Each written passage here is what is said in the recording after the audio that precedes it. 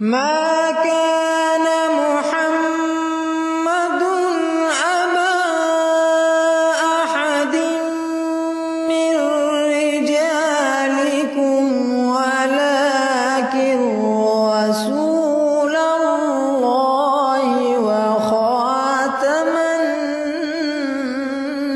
النبيين. السلام علیکم ورحمۃ اللہ وبرکاتہ. ناظرین کرام، اس سے پہلے بھی ایک پروگرام آپ کی خدمت میں پیش کیا گیا تھا جو کہ ابتدائی تعارف کے طور پر تھا، اور جو ختم نبوت کے متعلق ہے. اللہ تعالیٰ نے قرآن کریم میں فرمایا ہے ما کان محمد ابا احد من رجالکم ولکن رسول اللہ وخاتم النبیین، کہ محمد مصطفیٰ صلی اللہ علیہ وسلم تم مردوں میں سے کسی کے باپ نہیں، لیکن وہ اللہ کے رسول اور خاتم الانبیاء ہیں، نبیوں کی مہر ہیں. یہاں پر جو خاتم النبیین کا لفظ استعمال ہوا ہے قرآن کریم میں، اس پر پورا زور اس بات پر دیا جاتا ہے کہ اس سے مراد یہ ہے کہ آئندہ ہر قسم کی نبوت کا دروازہ بند ہے، اور اس کام کے لیے تنظیمیں بنی ہوئی ہیں اور مجاہدین تیار کیے جاتے ہیں، مجاہدین ختم نبوت، اور ساری دنیا میں ایک شور برپا کیا ہوا ہے جماعت احمدیہ کے خلاف کہ رسول کریم صلی اللہ علیہ وسلم کے بعد کوئی نبی نہیں آ سکتا. سوال یہ پیدا ہوتا ہے کہ رسول خدا صلی اللہ علیہ وسلم نے اگر اپنے بعد ایک آنے والے کے متعلق یہ فرمایا ہے کہ وہ نبی اللہ ہوگا، تو کسی میں کیا مجال کہ وہ محمد مصطفیٰ صلی اللہ علیہ وسلم کی اس بات کو ٹال دے اور اس بات کا انکار کر دے. کیونکہ آن حضرت صلی اللہ علیہ وسلم نے امت مسلمہ میں جبکہ مسلمانوں کی حالت دگرگوں ہو جانی تھی، اس وقت مسلمانوں کی اصلاح کے لیے اور اسلام کے غلبے کے لیے ایک مسیح اور مہدی کے آنے کی پیشگوئی فرمائی ہوئی ہے. جہاں تک خاتم النبیین کی بات ہے تو ہمارے نزدیک خاتم کے معنی تو مہر کے ہوتے ہیں، یعنی محمد مصطفیٰ صلی اللہ علیہ وسلم نبیوں کی مہر ہیں. تو اس سلسلہ میں ہم یہ کہتے ہیں کہ قرآن کریم سے تم کوئی ایک آیت تو پیش کرو جو تمہارے معنوں کی تائید کرتی ہو کہ آئندہ ہر قسم کی نبوت کا دروازہ بند ہے. لیکن قرآن کریم میں جو معنی ہم کرتے ہیں اس کی تائید میں بے شمار آیات ہیں. تو اسی سلسلہ میں خاکسار آپ کے سامنے آج ایک دلیل قرآن کریم سے پیش کرے گا اس پروگرام میں. دیکھیں اللہ تعالیٰ قرآن کریم میں فرماتا ہے اہدنا الصراط المستقیم صراط الذین انعمت علیہم، کہ اے خدایا تو ہمیں سیدھے راستے کی طرف ہدایت دے، ان لوگوں کے راستے کی طرف جن پر تو نے انعام کیا. یہ وہ دعا ہے قرآن کریم کی جو سورہ فاتحہ میں ہے، اور ہر مسلمان پر جو 5 وقت کی نماز فرض کی گئی ہے اس کی ہر رکعت میں اس سورت کا پڑھا جانا لازمی ہے. اور آتا ہے کہ لا صلاۃ بمن فاتحۃ الکتاب، جس میں سورہ فاتحہ نہیں پڑھی جاتی وہ نماز نہیں ہو سکتی. یعنی کہ ہر رکعت میں سورہ فاتحہ کا پڑھا جانا ضروری ہے، لازمی ہے. اور اس میں اللہ تعالیٰ کیا ہمیں دعا سکھا رہا ہے؟ اہدنا الصراط المستقیم، تم یہ دعا کرو کہ اے خدایا تو ہمیں سیدھے راستے کی طرف ہدایت دے. وہ راستہ کون سا ہے؟ صراط الذین انعمت علیہم، وہ ان لوگوں کا راستہ ہے جن پر تو نے انعام کیا. اب اللہ تعالیٰ نے قرآن کریم میں ان انعام یافتہ گروہوں کا ذکر بھی فرمایا ہے. سورہ نساء میں اللہ تعالیٰ نے قرآن کریم میں فرمایا مع الذین انعم اللہ علیہم من النبیین والصدیقین والشہداء والصالحین وحسن اولئک رفیقا، کہ یہ جو انعام یافتہ گروہ ہے یہ کون ہے؟ یہ ہیں نبی، صدیق، شہید اور صالح.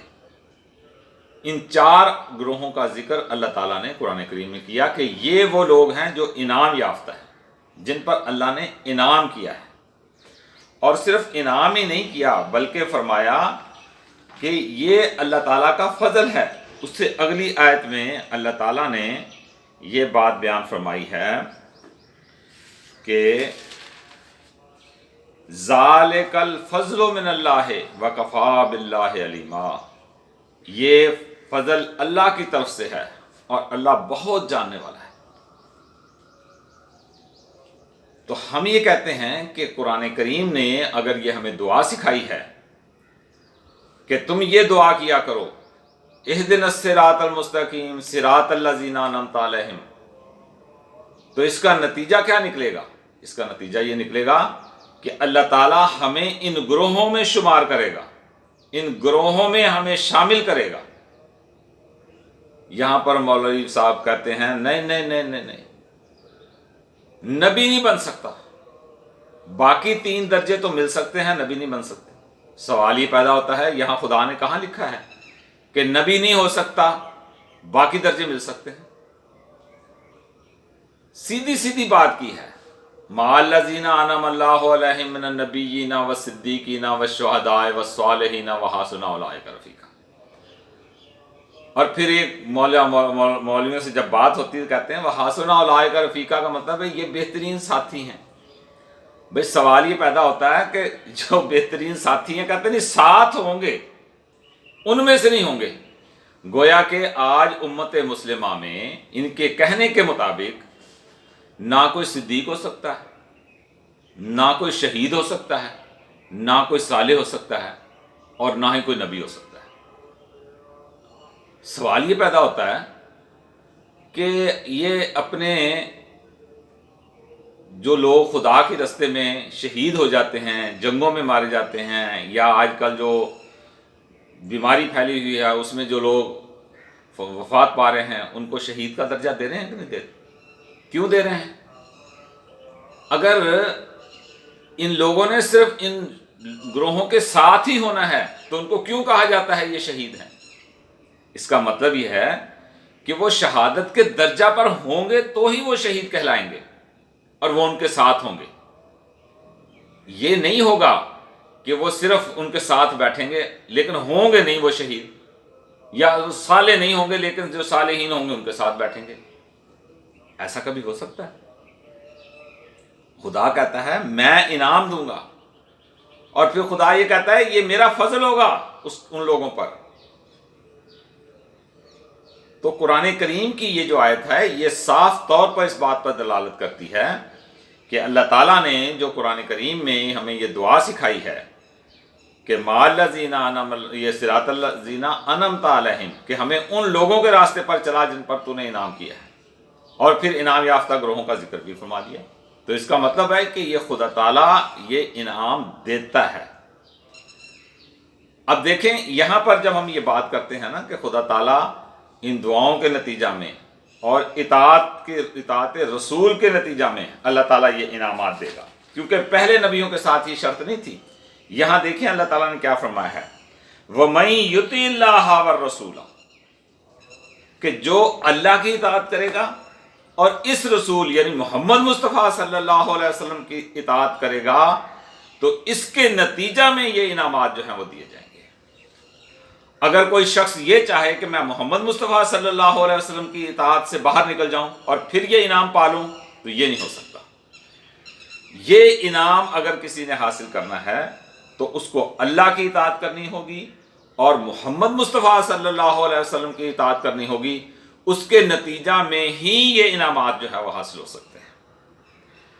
اور جن کو یہ انعام ملیں گے وہی لوگ انعام یافتہ لوگوں کے ساتھ بیٹھیں گے، دوسرے نہیں بیٹھیں گے۔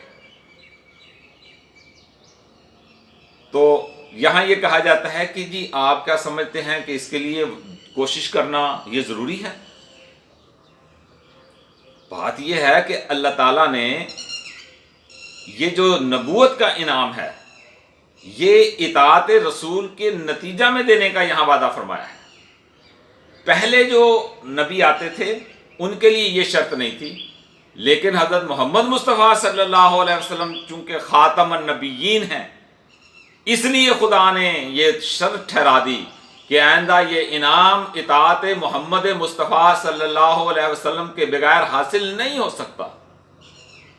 خدا کی اطاعت کرنی ہے، محمد مصطفیٰ صلی اللہ علیہ وسلم کی اطاعت کریں گے تو ہی اللہ تعالیٰ یہ انعام کسی کو دے گا۔ اب یہاں پر یہ سوال پیدا ہوتا ہے کہ جی کہتے ہیں جی چونکہ یہاں پر ماں کا لفظ ہے، ماں الذین انعم اللہ علیہم، ماں کے معنی ساتھ کے ہیں، بھئی ہم کہتے ہیں ماں کے معنی من کے بھی ہوتے ہیں کہ ان میں سے بنا کے ہمیں یہ درجے دینا، ان میں سے بنا دینا۔ جیسے اللہ تعالیٰ نے قرآن کریم میں ایک جگہ فرمایا ہے وَتَوَفَّنَا مَعَ الْأَبْرَارِ، کہ تو ہمیں وفات دینا نیکوکار ہونے کی حیثیت میں۔ کیا وہاں پر یہ ترجمہ کریں گے کہ جب نیک مرنے لگے تو ہمیں بھی مار دینا؟ یہ ترجمہ کبھی نہیں کرتے۔ یہی ترجمہ کرتے ہیں کہ ہمیں نیکوکار بنا کر وفات دینا، جب ہم نیکوکار ہوں اس وقت ہمیں وفات دینا۔ تو یہاں پر بھی ماں کے معنی من کے ہیں، اور یہاں پر یہ بات بیان کی جا رہی ہے کہ اللہ تعالیٰ فرما رہا ہے کہ جو اللہ اور اس کے رسول کی اطاعت کرے گا تو ان کو یہ انعام ملیں گے، ان میں سے نبی بھی ہوں گے، صدیق بھی ہوں گے، شہید بھی ہوں گے، صالح بھی ہوں گے۔ اور عجیب بات یہ ہے کہ مولوی کہتے ہیں کہ یہ تین انعام تو مل سکتے ہیں، نبوت کا انعام نہیں مل سکتا۔ بھئی کہاں لکھا نہیں مل سکتا؟ اس آیت میں تو کہیں نہیں لکھا ہوا، اگر اور اس آیت میں بھی نہیں لکھا ہوا، اور میں چیلنج کرتا ہوں مولوی صاحب کو کہ جو معنی خاتم النبیین آیت کے آپ کر رہے ہیں کہ آئندہ ہر قسم کی نبوت کا دروازہ بند ہے، کوئی نبی نہیں آ سکتا، اس کی تائید میں قرآن کریم سے کوئی ایک آیت تو پیش کریں کہ جو آپ کے اس موقف کی تائید کرتی ہو کہ آئندہ ہر قسم کی نبوت کا دروازہ بند ہے۔ یہاں تو اللہ تعالیٰ نے نبوت کے دروازے کو جاری کیا ہے اور دعا سکھائی ہے، اور ہر مسلمان رات دن یہ دعا کر رہا ہے۔ تو کیا یہ دعا جو ہمیں سکھائی گئی ہے یہ بے فائدہ ہے؟